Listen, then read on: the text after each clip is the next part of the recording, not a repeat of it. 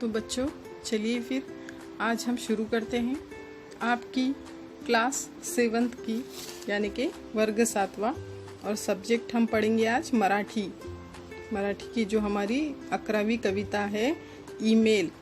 आज हम इस कविता को पढ़ेंगे। ईमेल आप सभी जानते हैं ईमेल क्या होता है।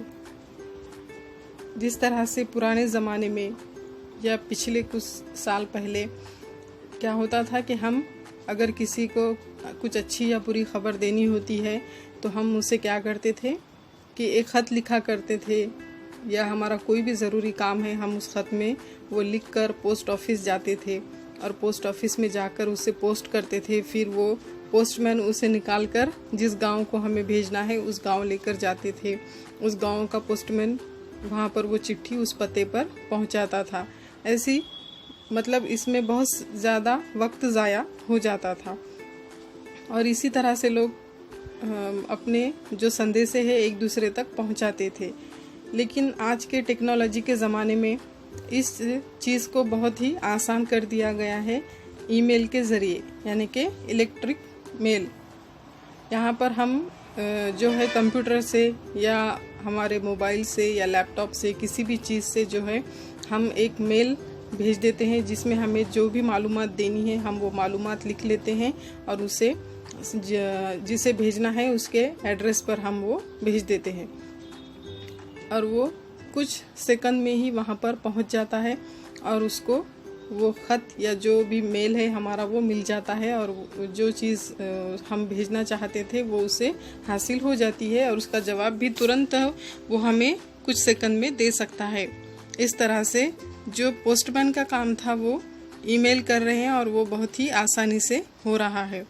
तो इसी ईमेल के बारे में हमें जो है कवयित्री निर्मला सारडा इन्होंने बहुत ही अच्छे अल्फाजों में हमें ईमेल के बारे में या इस टेक्नोलॉजी के बारे में मालूमात दी है यहाँ पर इस कविता में।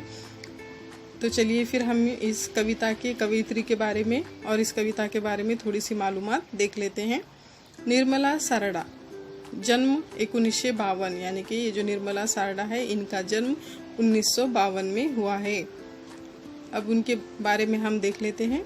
बाहुलीच्या लग्नाची तयारी, चांदोबाच्या कविता, गम्मत गाणी, कविता कम्प्युटरच्या, कॅडबरीचा बाजार हे बाल कविता संग्रह प्रसिद्ध। उनकी ये जो है किताबें ये बहुत प्रसिद्ध है। प्रस्तुत कवितेतून ईमेल या नवीन तंत्रज्ञानाची ओळख व उपयोग याचे अतिशय रंजकपणे व सोप्या भाषेत वर्णन केले आहे। प्रस्तुत कविता में ईमेल इस टेक्नोलॉजी के बारे में इस टेक्नोलॉजी की हमें पहचान कराई गई है और उसका इस्तेमाल, उसके फ़ायदे और उसका किस तरह से उपयोग किया जाता है ये अतिशय रंजकपने यानी बहुत ही अच्छे भाषा में और सोपे भाषा में हमको यहाँ पर बताया गया है इस कविता में कि ईमेल कैसा है और ईमेल किस तरह से किया जाता है, उसके फ़ायदे क्या क्या है और उसका उपयोग हम किस तरह से कर सकते हैं। यहाँ पर आप एक चित्र देख रहे हैं, उस चित्र में आपको दिख रहा है कि एक बच्चा कंप्यूटर पे बैठकर जो है ईमेल कर रहा है। तो चलिए फिर इस कविता को हम अच्छे से पढ़ लेते हैं और फिर इसको समझ लेंगे। ईमेल। ऐका वाचा म्हणा, यानी कि सुनो, पढ़ो और कहो।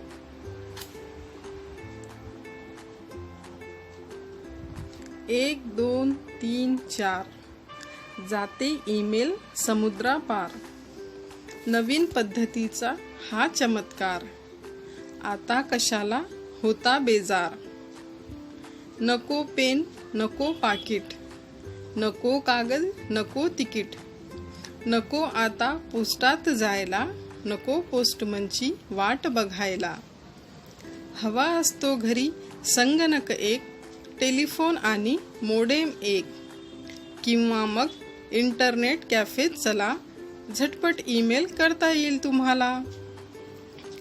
मिनिटाच्या आत पत्र पोचते, वाचलंय की नाही तेही कळते, तिकडूनही उत्तर चटकन येते, डोक्याला अजिबात कटकट नसते। इस तरह से इस कविता को पढ़ लिया है। अब हम इसको अच्छे से समझ लेंगे।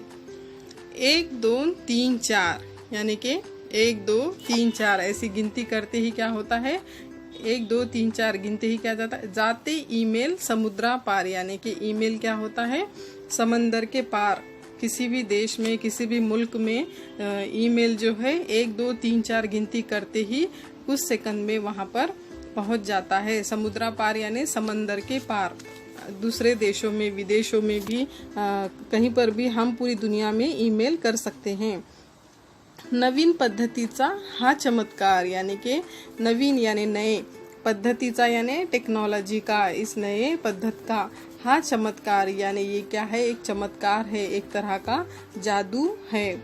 आता कशाला होता बेजार, आता यानी कि अब, कशाला यानी किस लिए, होता बेजार यानी होते हो परेशान, बेजार परेशान किस लिए होते हो आप, क्योंकि अब क्या है, हमारे पास नई टेक्नोलॉजी है जिसके ज़रिए से हम कुछ सेकंड में क्या कर सकते हैं, 7 समंदर पार भी, दुनिया के किसी भी कोने में, किसी भी देश में हम अपना जो है खत या हमारा जो मेल है वो कुछ सेकंड के अंदर भेज सकते हैं। और इसमें इस टेक्नोलॉजी के जादू चमत्कार की वजह से हमें कोई परेशानी नहीं है और अब हमें परेशान होने की ज़रूरत भी नहीं है।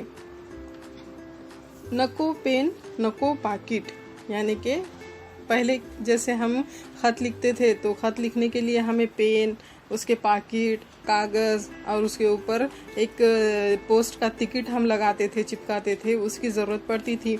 लेकिन अब इस ईमेल की वजह से हमें किसी भी पेन की या पाकिट की, यानी कि लिफाफा जो है उसकी ज़रूरत नहीं पड़ती है।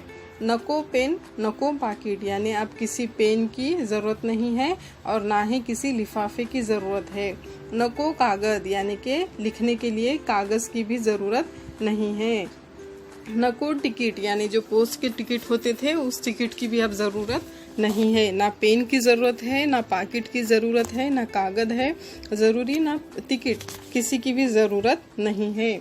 नको आता पोस्टात जायला, ना अब हमें पोस्टात यानी कि पोस्ट में, जायला यानी कि जाने की ज़रूरत है, ना अब हमें खत डालने के लिए पोस्ट में जाने की ज़रूरत है। नको पोस्टमनची वाट बघायला, नको यानी कि नहीं, पोस्टमनची यानी पोस्टमैन की, वाट बघायला, वाट यानी रास्ता, बघायला यानी कि देखने की, अब हमें पोस्टमैन का रास्ता देखने की भी ज़रूरत नहीं है या पोस्टमैन का इंतज़ार करने की ज़रूरत नहीं है, क्योंकि अब हम क्या कर रहे हैं, हमारे कंप्यूटर या लैपटॉप, मोबाइल के ज़रिए हम क्या करते हैं कि हमारा ईमेल कुछ सेकंड में ही भेज देते हैं। अब हमें पोस्टमैन का इंतज़ार करने की ज़रूरत नहीं है।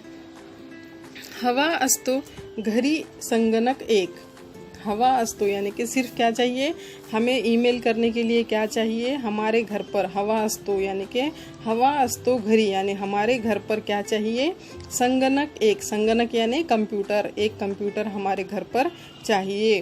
टेलीफोन आणि मोडेम एक, और एक क्या चाहिए, हमारे कंप्यूटर के साथ साथ एक टेलीफोन और एक मोडेम यानी कि उसका जो है जो इंटरनेट जिस पर चलता है वो मोडेम हमें चाहिए, जिसके सहारे से हम क्या करते हैं, हमारा ईमेल जो है कंप्यूटर से दूसरे देश में या किसी को भी हम भेज सकते हैं। उसके लिए क्या क्या ज़रूरी है, हमारे घर में एक कंप्यूटर, टेलीफोन और एक मोडेम, इसकी ज़रूरत है।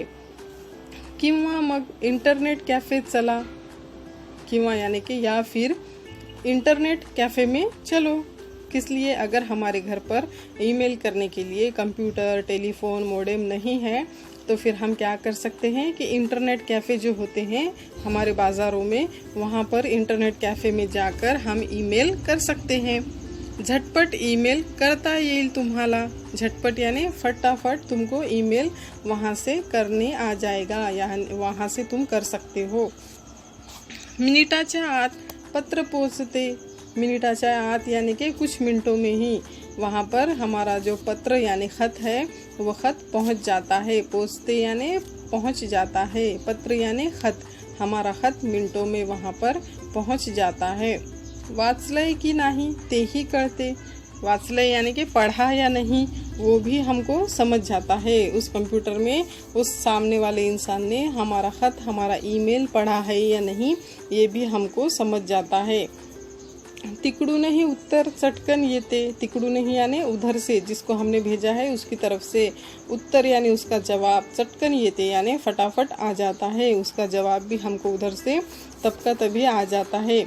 डोक्याला अजिबात कटकट नसते, या डोक्याला यानी सर को, अजिबात यानी बिल्कुल भी कटकट नहीं होती, या मतलब दिमाग की बिल्कुल भी कटकट नहीं होती, सब काम आसानी से हो जाता है। इस तरह से हमने ये कविता पढ़ ली है। बहुत ही आसान ऐसी कविता है। आप भी इसे एक बार फिर से पढ़िए और नए नए टेक्नोलॉजी की मालूमात हासिल कीजिए।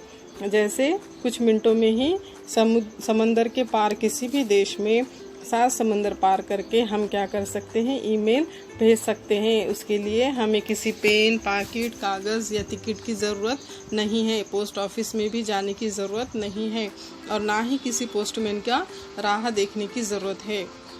सिर्फ हमें क्या चाहिए, हमारे घर पर एक कंप्यूटर, टेलीफोन और मोडेम चाहिए। और अगर ये ना हो तो हम इंटरनेट कैफ़े में जाकर भी ईमेल कर सकते हैं और कुछ ही सेकंड में हमारा जो ईमेल है वो हमारे उस जिसे हम भेजना चाहते हैं उस तक पहुंच जाता है और उधर से भी उसका फटाफट आंसर आ जाता है, उत्तर यानी जवाब आ जाता है और उसने पढ़ा है या नहीं ये भी हमको वहाँ पर समझ जाता है। और इस तरह से हमको कोई परेशानी नहीं होती है, कोई कटकट नहीं होती है। इस कविता में कवयित्री ने हमें जो है ईमेल इस नए टेक्नोलॉजी से रूबरू कराया है। बहुत ही आसान कविता है, आप इसे अच्छे से पढ़िए और याद कीजिए। इस कविता को पढ़ने के बाद अब हम इस कविता का स्वाध्याय सॉल्व करेंगे। तो आप सभी बच्चे अपनी नोटबुक्स निकाल लीजिए और चलिए अब हम इसके स्वाध्याय यानी कि सवाल जवाब लिखते हैं। जिसमें प्रश्न पहिला, खालील प्रश्नांची 1-2 वाक्यात उत्तरे लिहा। यानी नीचे जो सवाल दिए गए हैं उसके 1-2 लाइन में सेंटेंस लिखिए या 1-2 जुमले में उसके जवाब लिखिए। पोस्टमॅनची वाट बघायला नको असे कवयित्री का म्हणतात। यानी कि पोस्टमैन की राह नहीं देखनी है, ऐसा कवयित्री क्यों कह रही है। तो इसका जवाब हम लिखेंगे उत्तर, पोस्टमनची वाट बघायला नको कारण ईमेल काही सेकंदातच समुद्रापार जातो, त्यासाठी पोस्टात जाण्याची किंवा पोस्टमनची वाट बघायची गरज नसते, किंवा पोस्टमनची वाट बघायची गरज नसते। यानी कि पोस्टमैन का राह देखने की ज़रूरत नहीं है क्योंकि ईमेल जो है वो कुछ ही सेकंड में समंदर पार भी जा सकता है और इस वजह से पोस्ट ऑफिस में जाने की भी ज़रूरत नहीं है और पोस्टमैन की राह देखने की भी ज़रूरत नहीं है, ऐसा कवयित्री यहाँ पर कह रही है। उसके बाद है दूसरा क्वेश्चन आ, ईमेल करण्यासाठी कशा कशाची आवश्यकता असते। यानी ईमेल करने के लिए किस किस चीज़ की ज़रूरत है। तो उसका उत्तर लिखेंगे हम, ईमेल करण्यासाठी घरी एक संगणक हवा, एक टेलीफोन आणि एक मोडेम हवे, किंवा मग इंटरनेट कॅफेत जाऊन झटपट ईमेल करता येईल। इसका मतलब है कि अगर हमें ईमेल करना है तो हमारे घर पर एक कंप्यूटर, एक टेलीफोन, एक मोडेम रहना चाहिए, या फिर अगर हमारे घर पर ये सब चीज़ें नहीं हैं तो हम इंटरनेट कैफ़े में जाकर भी ईमेल कर सकते हैं। उसके बाद है